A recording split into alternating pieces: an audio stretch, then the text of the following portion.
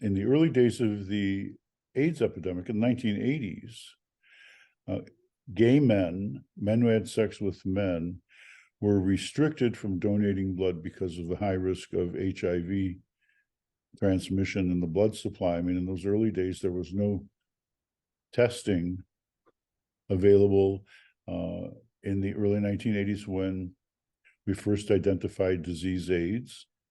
Over the years, it's become more obvious that that rule was really limiting and discriminatory and stigmatizing to gay men, because HIV really evolved into a sexually transmitted infection and was more of a behavioral issue as opposed to being limited to one group.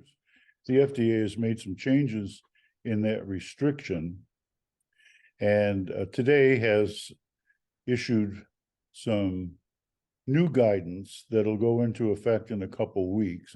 But the guidelines no longer focus on sexual orientation. Instead, what they do is they change the questions being asked and ask these questions of all donors.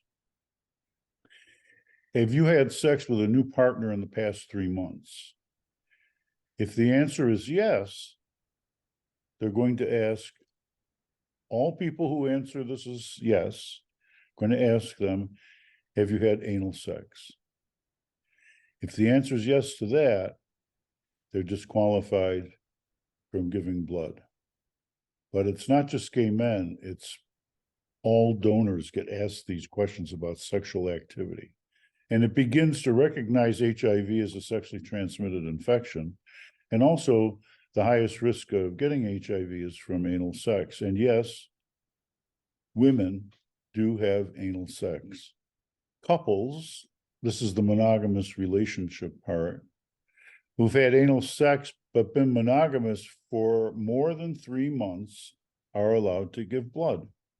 People on PrEP, the HIV preventive medicine, it's either in pill form or now there's an injection available every 2 months, that if people are on PrEP, they cannot donate blood. And the reason for that is that the medication interferes with the screening tests done by the Red Cross for HIV.